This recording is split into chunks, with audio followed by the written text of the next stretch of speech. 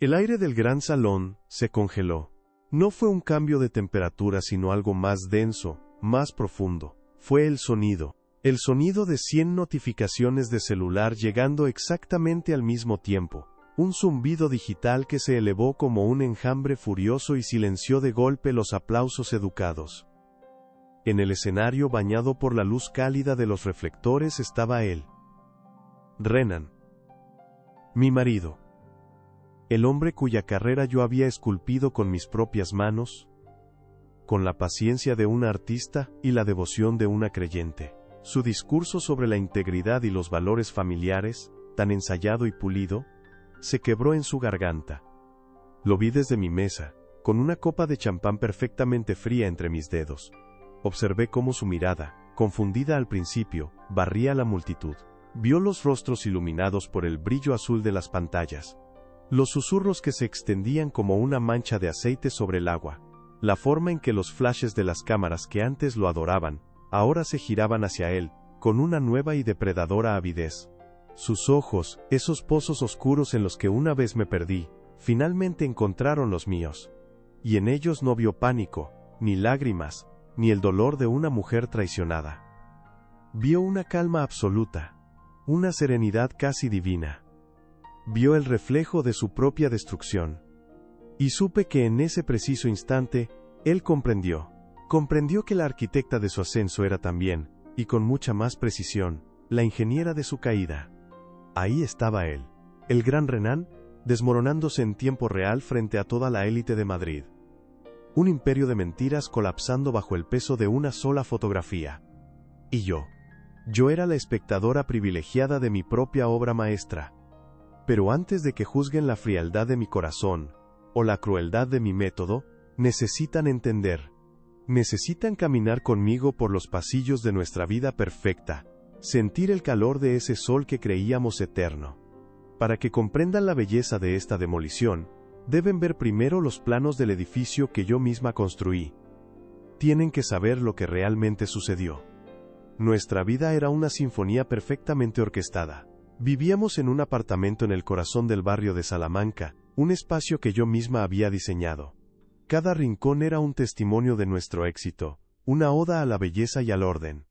La luz de la mañana entraba por los ventanales inmensos, dibujando patrones dorados sobre el suelo de mármol y acariciando las hojas de las orquídeas que cuidaba con esmero.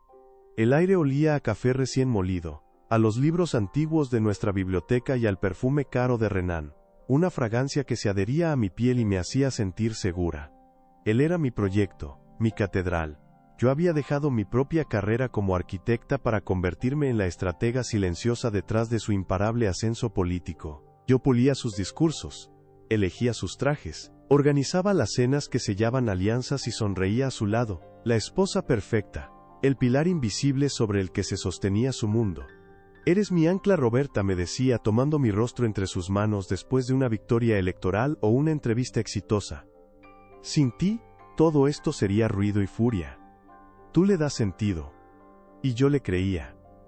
Creía en nuestro proyecto compartido, en ese futuro que construíamos juntos, ladrillo a ladrillo. Nuestras conversaciones eran un tejido de sueños y estrategias, de ambiciones que se entrelazaban como las raíces de un árbol centenario. Él era el rostro público, la voz carismática. Yo era la mente detrás del telón, la que anticipaba cada movimiento del adversario, la que se aseguraba de que cada pieza estuviera en su lugar. Éramos un equipo invencible, o eso pensaba yo. La confianza era el cimiento sobre el que habíamos edificado todo. Una confianza que yo consideraba tan sólida como el hormigón armado. Pero hasta las estructuras más imponentes tienen fisuras. Y la primera apareció en una tarde soleada de jueves. Renan me llamó a su despacho, su voz cargada con una gravedad que me heló la sangre. Su hermana, en Toledo, había sufrido una recaída. Su enfermedad crónica, esa sombra que siempre planeaba sobre su familia, había vuelto a oscurecerse. Tengo que ir, mi amor, dijo, sus ojos llenos de una falsa y bien actuada preocupación. Necesita que esté allí este fin de semana. Me siento terrible por dejarte sola con el evento del sábado, pero la familia es lo primero. Sentí una punzada de culpa por no poder acompañarlo, atada a un compromiso previo que yo misma había organizado para su carrera. Lo abracé, le dije que no se preocupara, que su hermana era la prioridad. Lo vi empacar una pequeña maleta, su rostro una máscara de angustia fraterna. Lo besé en la puerta, deseándole fuerza. Creí cada palabra, cada gesto, cada suspiro. Fui una tonta. La perfecta y devota tonta. El regreso de Renan esa noche fue una obra de teatro exquisitamente montada. Entró arrastrando los pies, el abrigo caro colgando de sus hombros como el peso del mundo, y una expresión de agotamiento tan bien ensayada que casi, solo casi, me hizo dudar de mis propios ojos. Me habló en susurros sobre la fragilidad de su hermana, sobre la crueldad de la enfermedad, y yo lo abracé, sintiendo la textura de su camisa de lino contra mi mejilla. Pero por primera vez, el abrazo se sentía hueco, un gesto vacío. Su perfume, esa mezcla de sándalo y cítricos que antes me anclaba a la realidad, ahora olía a mentira. Le preparé una cena ligera, le serví una copa de vino, y escuché su relato con la atención de una esposa devota, mientras mi mente, fría y afilada como un bisturí, comenzaba a trazar los primeros bocetos de mi plan. Esa noche, cuando su respiración se hizo profunda y regular a mi lado, me levanté. El silencio del apartamento era mi cómplice. Caminé descalza sobre el mármol frío hasta su despacho, un santuario de poder y ambición que yo misma había diseñado. La luz de la luna se filtraba por los ventanales, iluminando el contorno de su portátil sobre la mesa de caoba. Verás, yo no necesitaba forzar contraseñas ni contratar a un hacker. Yo había construido su vida digital desde cero. Su contraseña era una broma cruel del destino. Mi ancla 82. Yo era su ancla, el año de nuestro matrimonio. Con un clic suave, la puerta a su mundo secreto se abrió. No busqué cartas de amor, no me interesaba la poesía de su traición. Fui directamente a las facturas, a los extractos bancarios, a las confirmaciones de vuelos. Mi corazón no latía más rápido, al contrario, una calma glacial se apoderó de mí. Era como analizar los planos de un edificio condenado, buscando el fallo estructural. Y lo encontré. No fue un solo error, sino una red de fisuras que se extendían por los cimientos de nuestra vida. Viajes de fin de semana a París y Roma, clasificados como reuniones del partido. Cenas en restaurantes con estrellas Michelin bajo el concepto de gastos de representación. Y luego, el hallazgo que transformó mi dolor en una furia helada. Un cargo recurrente, cada mes, por el alquiler de un apartamento en el barrio de Chambéry. Un nido de amor financiado con el dinero de donantes que creían en su discurso sobre la austeridad y la integridad. La infidelidad era una herida personal, pero esto era una estafa. Un insulto a cada sacrificio que yo había hecho, a cada hora que había invertido en pulir su imagen. Él no solo me estaba traicionando a mí, estaba traicionando el proyecto que habíamos construido juntos, profanando el templo con dinero sucio. Al día siguiente, mientras él desayunaba leyendo la prensa y comentando sobre la hipocresía de sus rivales políticos, yo hice la primera llamada. Contacté a Sofía, mi amiga de la universidad, ahora una de las abogadas más temidas de Madrid. No le conté todo, no todavía. Le hablé en hipótesis, en términos de un cliente, que sospechaba de malversación. Su voz al otro lado de la línea era precisa, sin emociones. Roberta, si tu cliente tiene pruebas, necesita documentar cada céntimo. Necesita un rastro de papel tan sólido que ni el mejor equipo legal pueda desmontarlo. Y necesita a alguien discreto en el terreno. Me dio un nombre, Marco, un investigador privado, un ex policía que se movía por las sombras de la ciudad como un fantasma. Marco era todo lo que Sofía había prometido, profesional, silencioso, y con unos ojos que parecían ver a través de las fachadas. Nos reunimos en una cafetería discreta, lejos de nuestros círculos habituales. Le entregué una carpeta con los extractos bancarios que había impreso, las fechas de los viajes, la dirección del apartamento en Chambéry. No le di contexto, no le hablé de mi matrimonio, solo le dije, quiero saber quién vive ahí, quiero saber a dónde va el dinero, y quiero fotografías. De todo. Él asintió, sin hacer preguntas innecesarias. Comprendió que no buscaba consuelo, sino munición.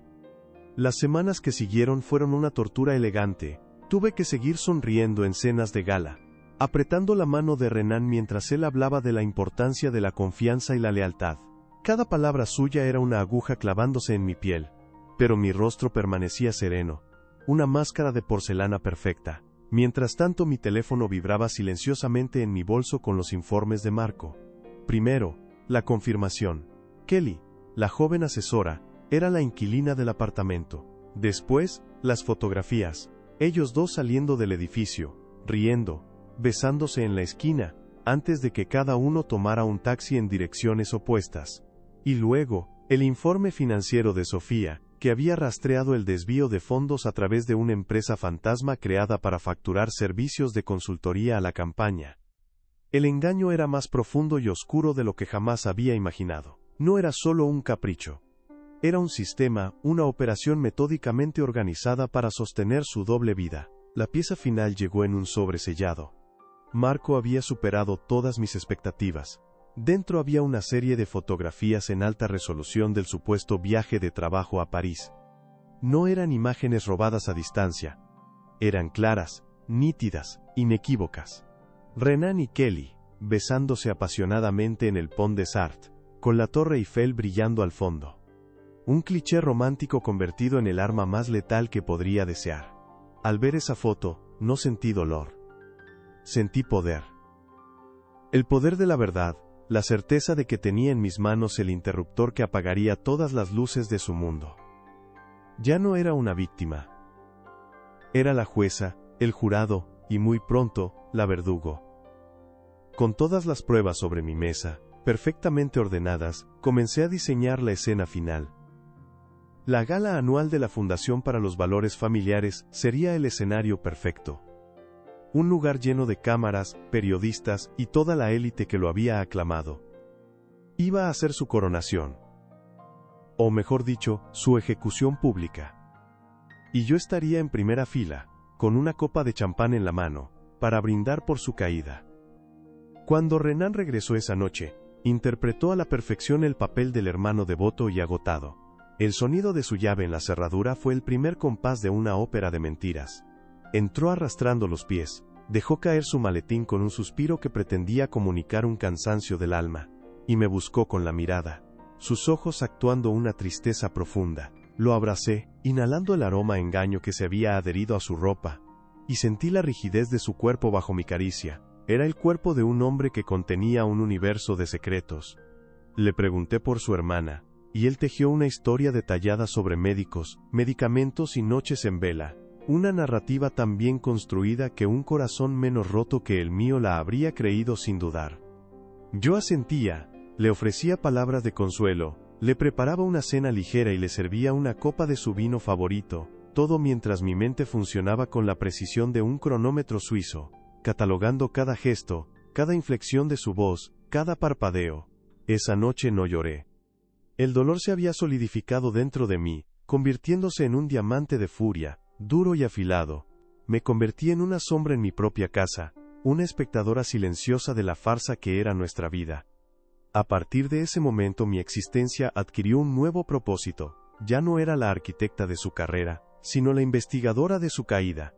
Verás, cuando construyes a un hombre desde los cimientos, conoces cada pasadizo secreto, cada contraseña, cada vulnerabilidad de la estructura. Su vida digital era un libro abierto para mí, porque yo misma había escrito los primeros capítulos. Mientras él dormía, el suave resplandor de su portátil iluminaba mi rostro en la oscuridad de su despacho. No buscaba mensajes de amor con Kelly. Eso era veneno para el alma, y mi alma necesitaba estar limpia para lo que venía. Fui directamente a donde duele el poder. El dinero. Seguí el rastro de las transferencias, las facturas de tarjetas de crédito corporativas, los gastos de representación inflados. Y allí estaba, más claro que el agua.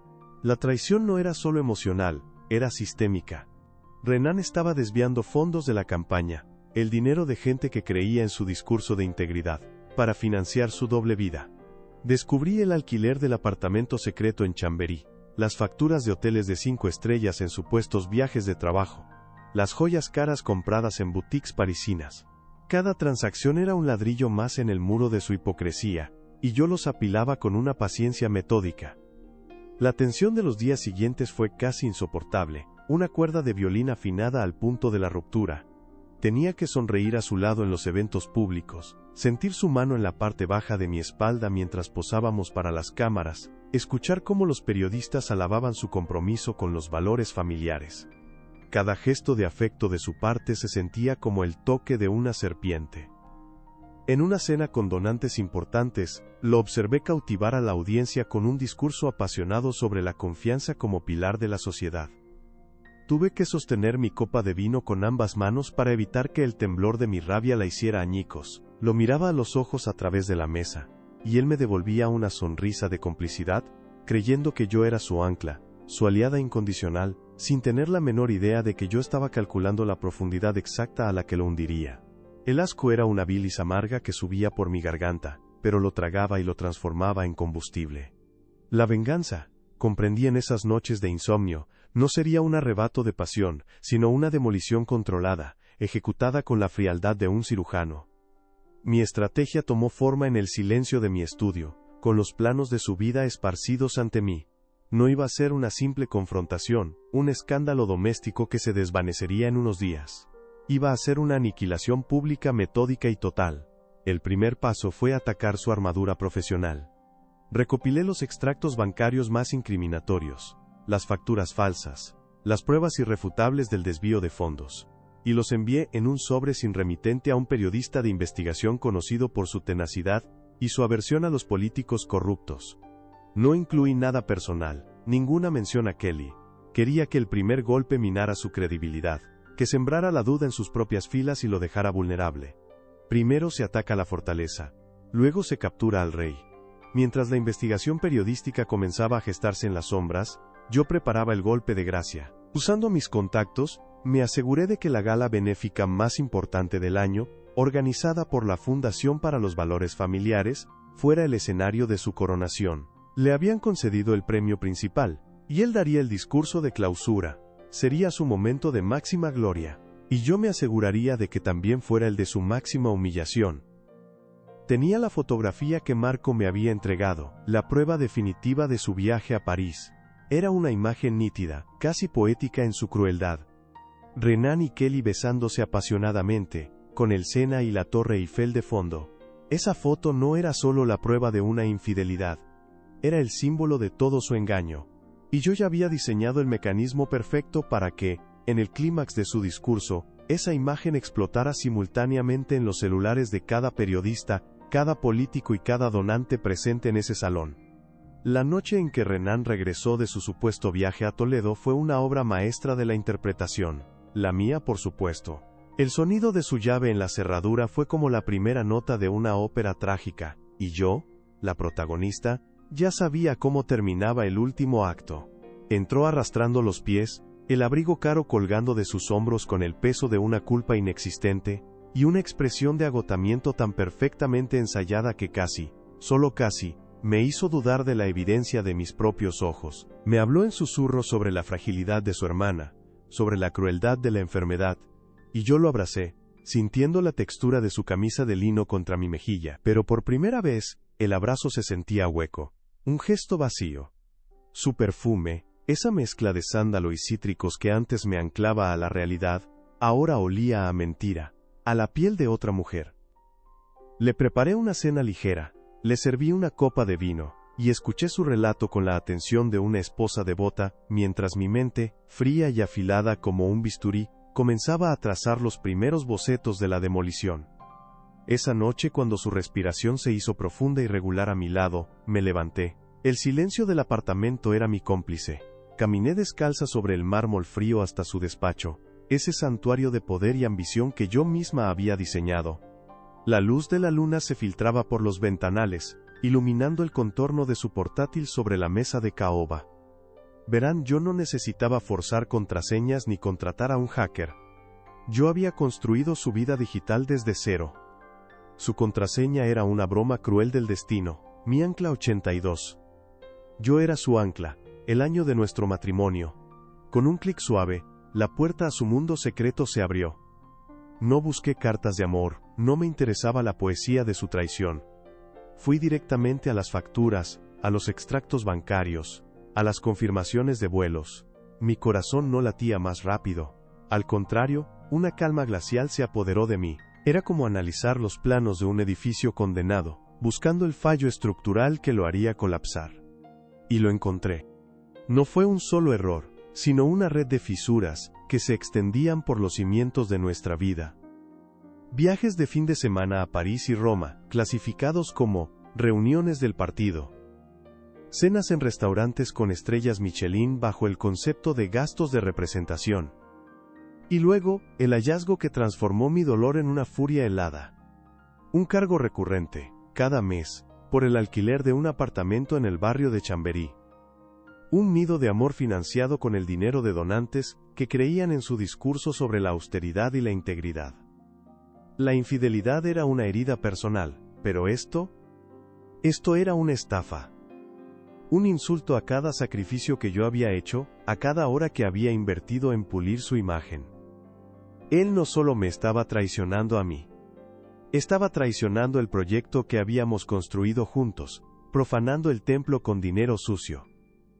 Cerré el portátil con un movimiento lento y deliberado. El dolor había desaparecido, reemplazado por una claridad cristalina. Ya no era una esposa engañada. Era la fiscal que acababa de encontrar la prueba irrefutable. Al día siguiente, mientras él desayunaba leyendo la prensa y comentando sobre la hipocresía de sus rivales políticos, yo hice la primera llamada. Contacté a Sofía, mi amiga de la universidad, ahora una de las abogadas más temidas de Madrid. No le conté todo, no todavía. Le hablé en hipótesis, en términos de un cliente que sospechaba de malversación. Su voz al otro lado de la línea era precisa, sin emociones. Roberta, si tu cliente tiene pruebas, necesita documentar cada céntimo. Necesita un rastro de papel tan sólido que ni el mejor equipo legal pueda desmontarlo. Y necesita a alguien discreto en el terreno. Me dio un nombre, Marco, un investigador privado, un ex policía que se movía por las sombras de la ciudad como un fantasma. Marco era todo lo que Sofía había prometido, profesional, silencioso, y con unos ojos que parecían ver a través de las fachadas. Nos reunimos en una cafetería discreta, lejos de nuestros círculos habituales. Le entregué una carpeta con los extractos bancarios que había impreso, las fechas de los viajes, la dirección del apartamento en Chamberí. No le di contexto, no le hablé de mi matrimonio, solo le dije, quiero saber quién vive ahí, quiero saber a dónde va el dinero, y quiero fotografías. De todo. Él asintió, sin hacer preguntas innecesarias. Comprendió que no buscaba consuelo, sino munición. Las semanas que siguieron fueron una tortura elegante. Tuve que seguir sonriendo en cenas de gala, apretando la mano de Renan mientras él hablaba de la importancia de la confianza y la lealtad. Cada palabra suya era una aguja clavándose en mi piel, pero mi rostro permanecía sereno, una máscara de porcelana perfecta. Mientras tanto, mi teléfono vibraba silenciosamente en mi bolso con los informes de Marco. Primero, la confirmación. Kelly, la joven asesora, era la inquilina del apartamento. Después, las fotografías. Ellos dos, saliendo del edificio, riendo, besándose en la esquina, antes de que cada uno tomara un taxi en direcciones opuestas. Y luego, el informe financiero de Sofía que había rastreado el desvío de fondos a través de una empresa fantasma creada para facturar servicios de consultoría a la campaña. El engaño era más profundo y oscuro de lo que jamás había imaginado. No era solo un capricho. Era un sistema, una operación metódicamente organizada para sostener su doble vida. La pieza final llegó en un sobre sellado. Marco había superado todas mis expectativas. Dentro había una serie de fotografías en alta resolución del supuesto viaje de trabajo a París. No eran imágenes robadas a distancia, eran claras, nítidas, inequívocas.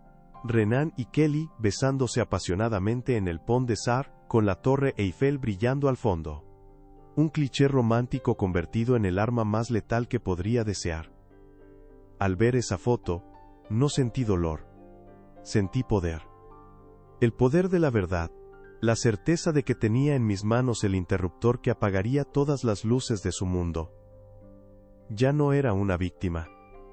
Era la jueza, el jurado y, muy pronto la verdugo. Con todas las pruebas sobre mi mesa, perfectamente ordenadas, comencé a diseñar la escena final. La gala anual de la Fundación para los Valores Familiares Sería el escenario perfecto, un lugar lleno de cámaras, periodistas y toda la élite que lo había aclamado. Iba a ser su coronación. O mejor dicho, su ejecución pública, y yo estaría en primera fila, con una copa de champán en la mano, para brindar por su caída. No lo confronté. No hubo un solo grito, ni una lágrima derramada en el calor del momento, ni el más mínimo temblor en mi voz. Cuando Renan cruzó el umbral de nuestro apartamento esa noche, trayendo consigo el frío de la calle y el hedor de sus mentiras, yo lo recibí con la misma sonrisa serena que le había ofrecido durante 20 años. Él interpretó su papel con una maestría digna de un premio. El rostro demacrado por una falsa preocupación. El suspiro de agotamiento al dejar caer su maletín. La forma en que buscó mis brazos como un náufrago buscando un puerto seguro. Lo abracé, y en ese instante mientras mi barbilla descansaba sobre su hombro, y él me susurraba una elaborada ficción sobre médicos y hospitales en Toledo, tomé una decisión.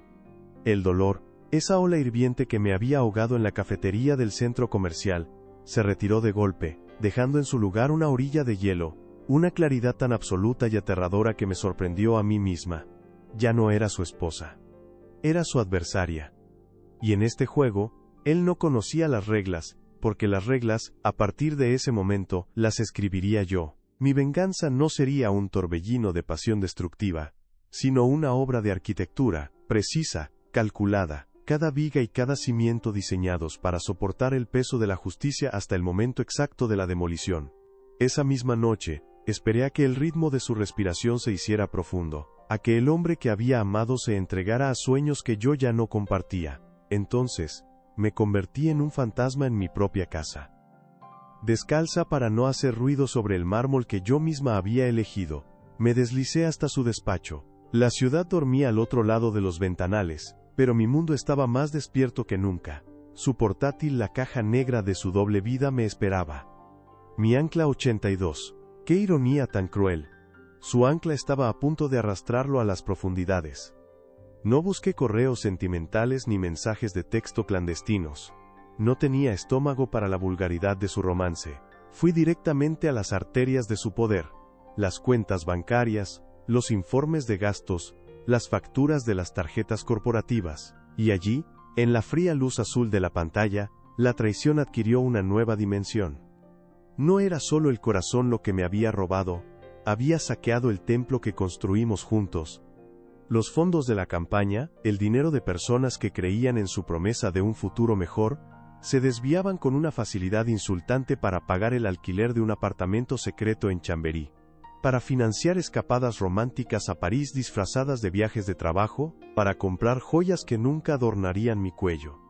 Cada transacción era un insulto, cada factura una prueba.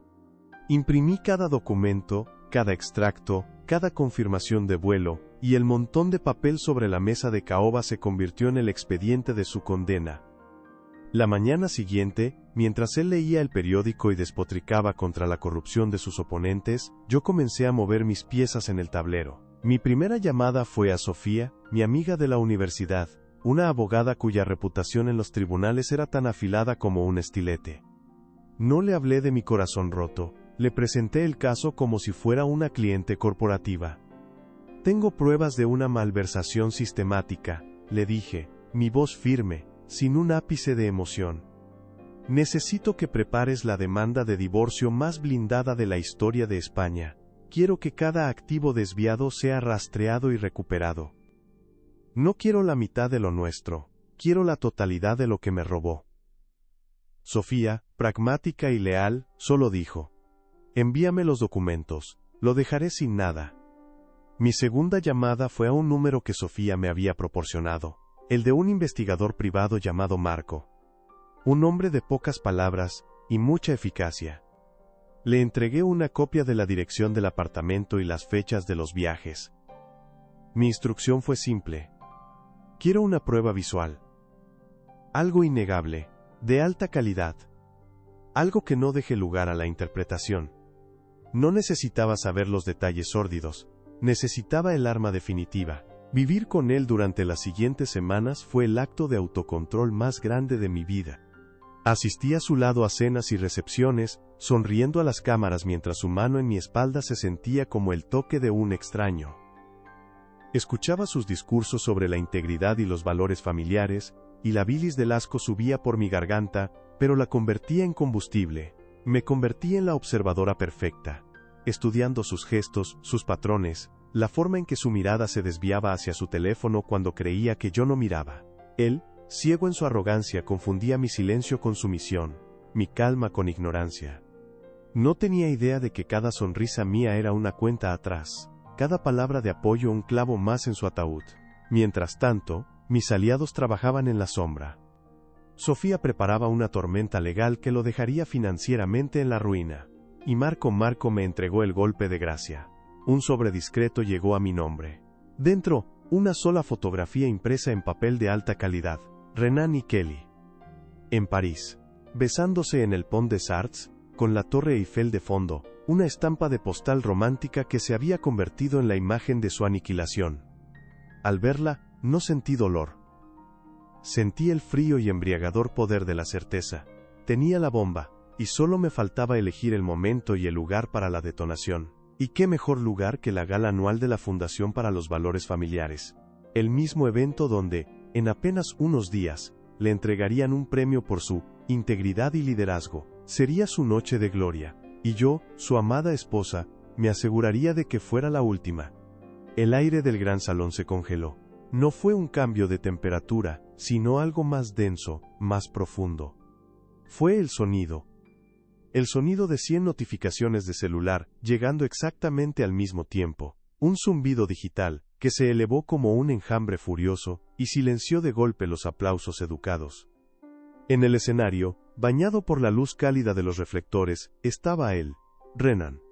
Mi marido. El hombre cuya carrera yo había esculpido con mis propias manos, con la paciencia de un artista y la devoción de una creyente.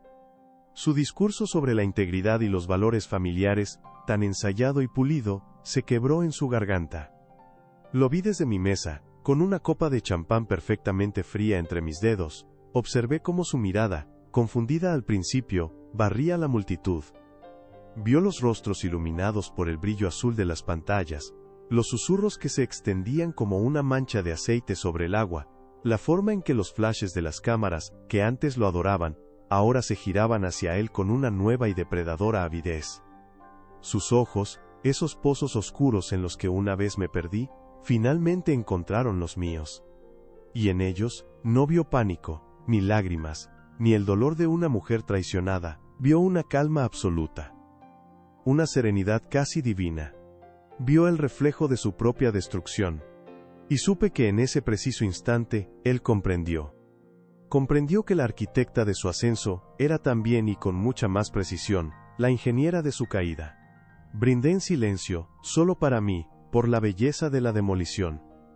Las siguientes 24 horas fueron una sinfonía de caos, pero yo la escuché desde la calma de mi palco privado, el salón de nuestro apartamento, ahora solo mío. La televisión era mi orquesta, y los presentadores de noticias, mis directores. Los titulares se sucedían como movimientos de una pieza macabra. Escándalo en la gala, el líder de valores familiares y su amante secreta, investigan a Renan por malversación de fondos de campaña, el partido le da la espalda a su estrella caída. Cada titular era una nota perfectamente ejecutada, una confirmación de que mi plan había funcionado con una precisión milimétrica. Vi cómo sus aliados políticos, esos hombres que la semana anterior le daban palmadas en la espalda, ahora se distanciaban de él, con comunicados fríos y calculados. Vi a los patrocinadores de su campaña anunciar la retirada inmediata de su apoyo financiero, citando una pérdida irreparable de confianza. Y Kelly se evaporó. Su nombre fue mencionado brevemente y luego desapareció de la narrativa, una nota discordante que se extinguió rápidamente. Me la imaginé borrando sus redes sociales, empacando sus cosas del apartamento de Chamberí, convirtiéndose en un fantasma para salvar lo que quedaba de su propia y ambiciosa vida. No sentí nada por ella. Ni pena, ni sororidad, ni rabia. Era simplemente una pieza secundaria en el tablero, una que ya había cumplido su función. El imperio que habíamos construido juntos, o más bien que yo había construido para él, se desmoronó como un castillo de naipes en un huracán. Y yo, la arquitecta, observaba la ruina con la satisfacción de quien ve que los cimientos podridos finalmente ceden. No había alegría en mi corazón, no esa clase de alegría vulgar y ruidosa. Había algo más profundo, una sensación de equilibrio restaurado. La balanza de la justicia, que había estado peligrosamente inclinada, volvía lentamente a su centro. Él no solo me había traicionado a mí, había traicionado a cada persona que confió en él, que invirtió su dinero y sus esperanzas en la fachada de integridad que yo le había ayudado a crear. Su caída no era mi venganza personal, era una consecuencia inevitable. Era física pura. 2 días después, me senté en la oficina de Sofía, un espacio minimalista con vistas a la Castellana. Sobre la mesa de cristal pulido descansaban los papeles del divorcio. Eran gruesos, pesados, llenos de cláusulas y anexos que detallaban cada activo, cada cuenta bancaria, cada propiedad. Sofía había hecho un trabajo impecable. No solo pedíamos la mitad de nuestro patrimonio conyugal. Reclamábamos la restitución de cada céntimo que había sido desviado a través de la empresa fantasma. Habíamos documentado los viajes, las joyas, el alquiler del apartamento secreto. Lo dejábamos sin nada, porque en realidad, nada de eso le había pertenecido nunca. Todo había sido comprado con dinero manchado por la mentira. Tomé el bolígrafo que Sofía me ofreció. Su peso se sentía sólido en mi mano, real. Miré el lugar donde debía firmar, mi nombre junto al suyo, unidos por última vez en un documento legal. No dudé. Mi trazo fue firme, elegante, definitivo. No era la firma de una víctima. Era la firma de una fundadora cerrando una empresa fallida. Era el último plano que dibujaba para nuestra vida en común. El plano de su demolición final. Al levantar la vista, encontré la mirada de Sofía. No había compasión en sus ojos, sino un profundo respeto. Se acabó, Roberta, dijo en voz baja, y yo negué con la cabeza. No, Sofía, respondí. Acaba de empezar. Regresé al apartamento. El silencio ya no era opresivo, era soberano. Caminé por los pasillos, recorriendo con la mirada los objetos que habíamos elegido juntos. Ahora los veía con otros ojos. Ya no eran recuerdos de una vida compartida, sino artefactos de una excavación arqueológica. Eran los restos de una civilización que se había extinguido. Me serví una copa de vino, el mismo que él solía beber, y me detuve frente al gran ventanal. Madrid se extendía a mis pies, una ciudad de luces y sombras, de historias que empezaban y terminaban a cada instante. La mía no había terminado, se había reiniciado, había perdido un marido, sí, pero había recuperado algo infinitamente más valioso. Mi nombre, mi tiempo, mi poder. Ya no era la arquitecta en la sombra de nadie. Era la dueña y señora de mi propio diseño. La mujer que se había negado a llorar, y había elegido, en cambio, construir. Construir un plan, construir un caso, y ahora, construir un futuro sobre las ruinas del pasado. El dolor seguía ahí, en algún rincón profundo, pero ya no quemaba. Era una cicatriz. El testimonio de una batalla ganada. Y justo en ese momento de serena victoria, cuando el futuro parecía una página en blanco esperando mis nuevos diseños, mi teléfono vibró sobre la mesa de mármol. Era un mensaje de un número desconocido, no era una llamada, ni una noticia, solo una simple línea de texto que apareció en la pantalla de bloqueo. La leí, y el hielo que había sentido en mi corazón el día de la gala, regresó con una intensidad renovada. La copa de vino tembló en mi mano. El mensaje decía: felicidades, has destruido a Renan, pero ¿sabes quién te envió esa foto en el centro comercial? De repente, el tablero de ajedrez se hizo inmenso. Yo que me creía la jugadora maestra, la reina que había ejecutado un jaque mate perfecto, me di cuenta de que quizás solo había sido una pieza muy poderosa, sí, pero movida por una mano que aún permanecía en las sombras. La pregunta flotaba en el aire del salón, venenosa y helada, abriendo una puerta a un misterio mucho más profundo y peligroso que una simple historia de traición. Mi guerra no había terminado, al parecer, solo había ganado la primera batalla. Cuéntame en los comentarios desde qué país nos estás viendo, me encantará leerte. Y no olvides suscribirte para no perderte más historias como esta.